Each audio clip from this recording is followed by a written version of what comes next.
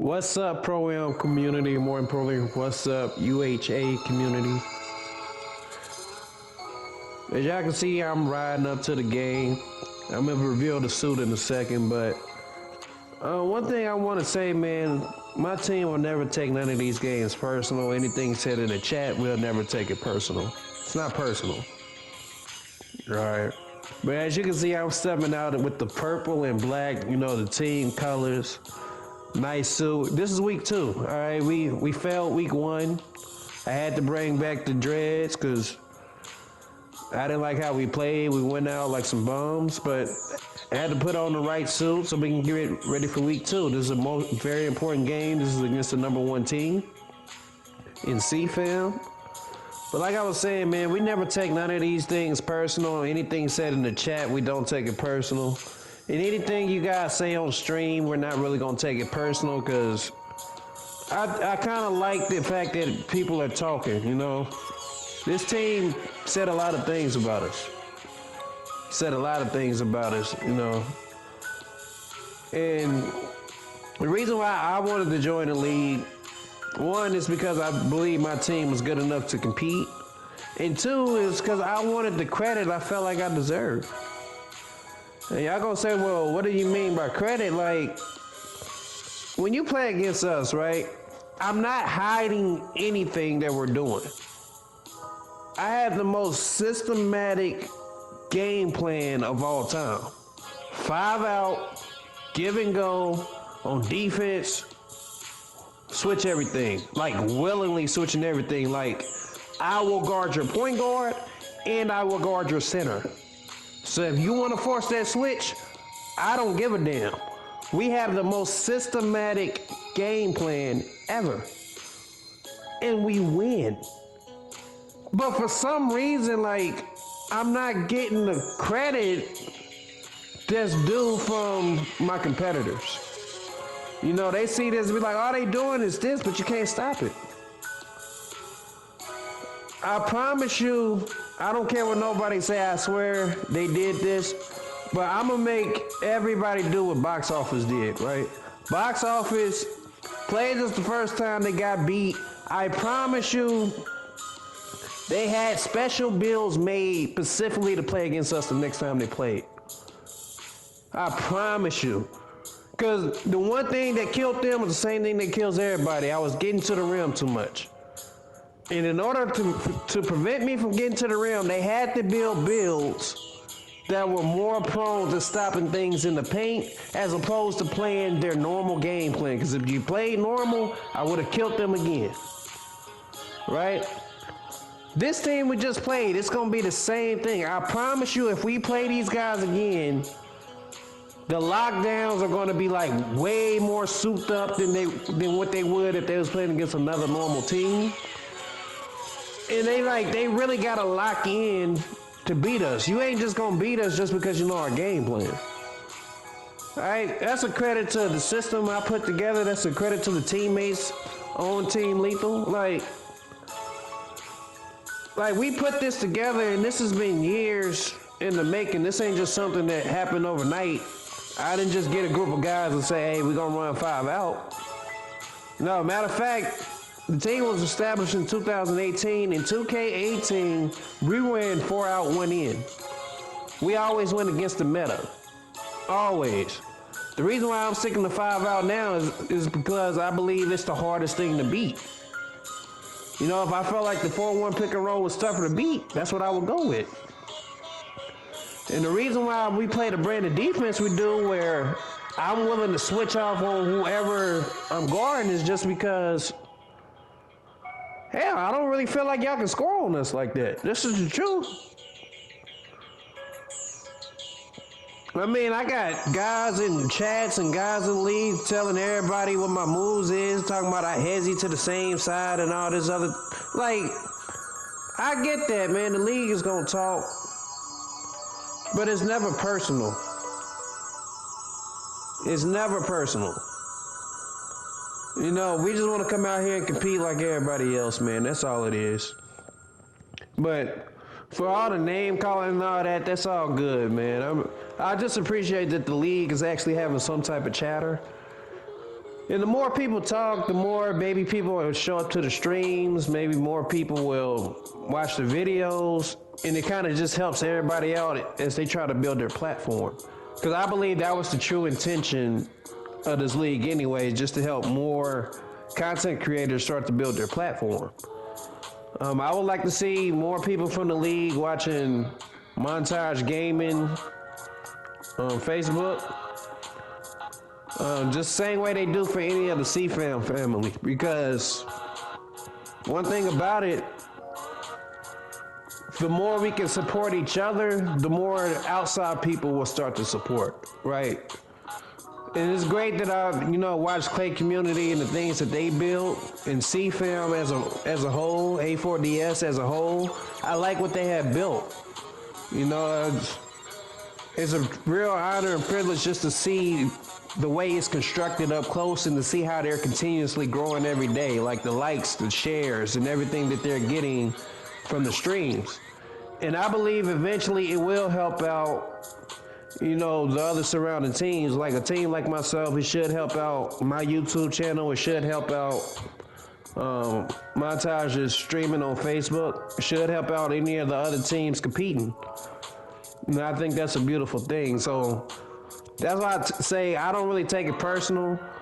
As a captain, to be honest with you, I am trying to ruffle the feathers of a lot of these people. The only thing that happened against this particular team, the game was scheduled for 7. There's a 30-minute window, right? I just happened, and I agreed to that. And I had a teammate that said he was going to be there around like 7:15 or so. Right, so either way, we would have been in the window that we originally, set up. I was just saying, if we start at 7:30, you don't have to worry at all about any of my teammates not being there or waiting that extra 15 minutes just to play the game. So that's why I was suggesting 7:30, but at no point in time did I ever want to really switch up the window. I was at the point where I was just like, well, if it's scheduled for 7 and we got 30 minutes to play, as long as you here within that time, we'll just play. But the thing I like about it is we got a chance to get a good warm-up game in there. You can go to Montage Gaming on Facebook to watch the stream. I believe we played about 4 games that night, 4 or 5 games, so it's a pretty good run. And that's kind of what, like having that extra time just to get a warm-up game in, I think is very crucial. Especially since it's a good chance we're not going to play every single day. And it's like every time we take 1 or 2 days off, we be rusty coming out there playing. So that's all I was suggesting. But if we would have played at 7, it all would have been the same thing. And they was talking about we didn't extend grace and all this other bullshit. The thing is, it ain't like the guy asked me, could we play like at 8 o'clock? The same day. I had already told my team that we was playing today 2 days ago. I set it up 2 days ago. So we had games set back to back. Like when the schedule came out, I set up the first game and then I immediately set up the next game. So for 2 days, my teams knew we was playing back to back. I'm not gonna wait till the day of and then tell my team, hey, we just gonna play tomorrow when I already had my 5 prepped and ready to go. No, and I can't even believe he's talking about I didn't extend. I don't even know what the hell that means anyway, because they never confirmed 7:30 anyway. That's why the whole time I was saying 7 o'clock, we'll just play at 7 then, and when we had that 30-minute window, so it won't matter. And then it's like, nah, we agreed to 7:30, so we played at 7:30. But it's not really a big issue. I don't believe that team was trying to make excuses. I know one of them had a bad day. And here's how I look at that. When I played against Box Office, right, I didn't complain that we didn't have a certain group on the floor. I didn't complain that I wasn't having a great day. Because to be honest with y'all, I was not having like the best day either. I was extremely tired from work. Like, it's a lot of things that go on with me that the group will never know about, and my teammates might not even never know about. You know, it's a lot of stuff going on my side to the point where I get tired. Like, I'm extremely exhausted sometimes. And that day, I was extremely exhausted. I told my teammates before the game, I need y'all to give me as much energy as possible because I just don't have it that day. But you know what? We still showed up and played. We took the L. All we can do is try to be better next time out. That's why it's not personal. I believe this team tried to make it personal, and it's not. You know, it's just fun to get out here and compete. The point guard, he's the guy that was streaming. He did his thing out there. I think that's one thing my team needs to work on is just sitting lower and prevent guards from getting right to the bucket. To be honest, we should be daring teams to shoot more. That continuously getting to the bucket, like that's what killed us the first time when we played against Box Office. Like, we cannot keep letting guards get downhill to the. I mean, obviously, if I'm doing it, and I'm doing it with a 6'9" guy, anybody smaller than me is gonna be faster and able to get downhill a little bit easier. So we have to sit on that first, and then go out and contest jump shots. And that's just where I'm at with that. But other than that, this was game 2. All right, as I said before, I'm only going to bring you guys a closeout game. We won game 1, and I believe we won the first game because they had not seen our game plan. A lot of times teams underestimate us. The record I put up there is a fluke record, is not real. What I mean by that is about 3 or 4, like we had like 2 lag out games where like the game was about to start up and somebody ended up lagging out, so we just quit, so we took an L for that. And then the first 2 games they played, I wasn't even there. You know, they was just trying something to see how it would work, and they got killed. It is what it is, you know, and I purposely didn't start the team over to try to add this great record or look like this great team. That way when teams come in, they see a bad record, they underestimated. They came in, saw like we was like 5-5, 5-4, something like that. And they underestimated it. They was like, oh, this is going to be easy. And it wasn't that. Everything they were saying in the chat was true, but it just wasn't that. You know, they said all they do is run and give them goals. True, but you couldn't stop it. I'm going to let y'all know it's not personal, but Cfam, if your boy T-Rob, all right, if he watching this video, if he happen to catch this video, T-Rob, you're an ass, bro. Like, shit. I promise you it ain't personal. It's just that's my personal opinion, but it ain't personal, bro. You just ass to me. I mean, I felt like you was the weakest link on that damn team. That's just my personal opinion. Everybody has one. Everybody, you know, as great of a team is, everybody has the sorriest player on their team. I just think T-Rob was that. I do believe this team is very good, though. To be honest, I think this team is, like, really good, but it is what it is. You know, shout out to T-Rob, man, but, you know, when people start calling me out, man, I'm gonna just talk shit back. It ain't personal. I'm just calling them ass because the whole game I watched they stream back, he was just, let me guard him. He ain't doing nothing. I can guard him. And then I ran right around him and score like I was doing to everybody else. So, like, T-Rob, you ass, bro. But shout out to y'all, man. Y'all, I feel like that's going to be a tough team later on down the line, especially in the playoffs. One thing about playing in a league like this, teams will get a chance to adjust. They will. And once teams adjust, that's when you really know what you're working with, whether your strategy really works. Like I said, we got to get better on some things on our end. One thing I'd really got to do is just continue to work with these lineups. This particular game, we happen to have 2 bigs playing in Savage and Cincy.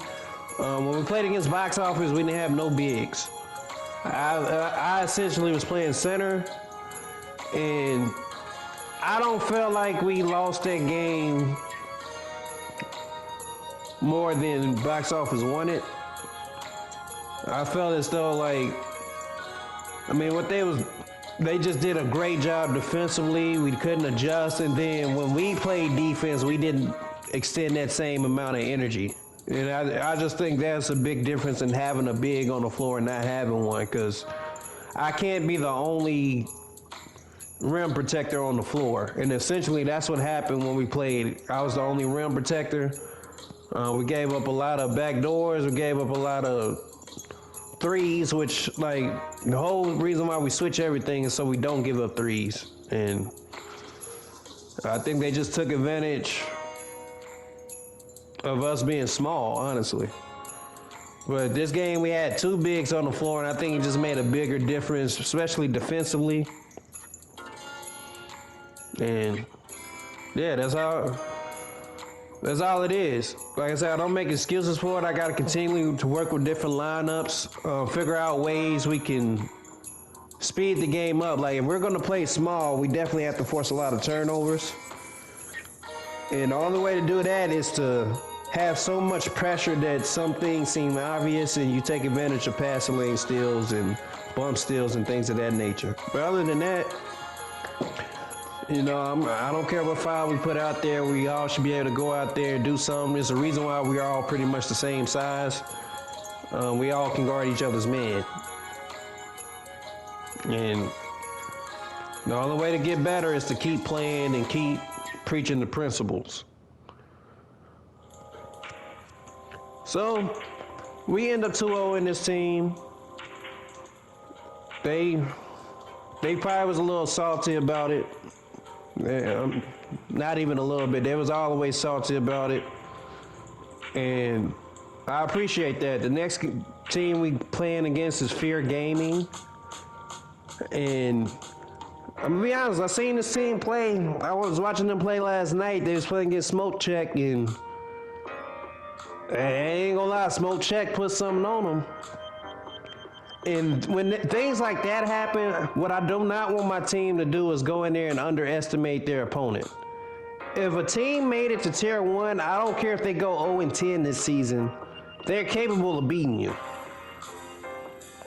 Like, whether you believe it or not, they are highly capable of winning.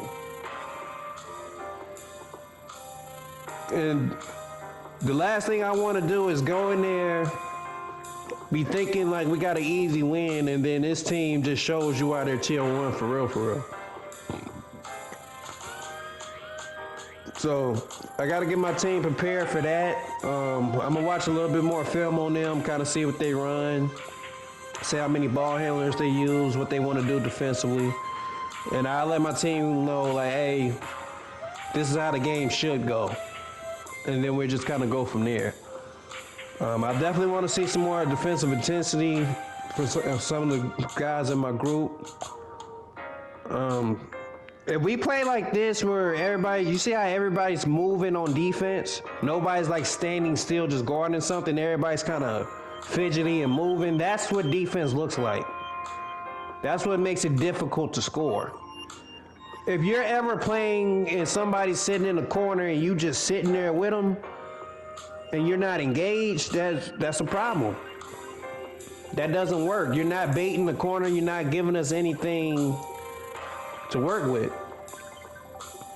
And I don't know how everybody else look at it, but to play defense in a team game, all 5 people have to be giving you something. You know, on the offensive end, sitting still is very important, but on the defensive end, you should always be moving your feet, baiting, daring them to throw it to the corner, something.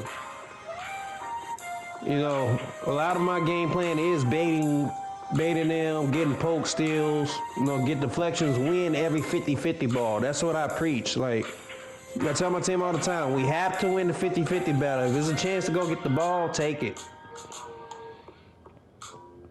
We're starting to do a great job in the press. It's something we're definitely going to bring out, especially if we're going to play small. I believe we're going to run the press a little bit more just to get the ball out of the primary ball handler's hands. Force them into some bad shots and some bad turnovers. That's the whole plan. And if we can do that, I think we'll be fine no matter who we go up against. One thing I want to get off my chest, though, is by the end of this season, I would like to get some type of credit. I ain't saying I gotta win MVP.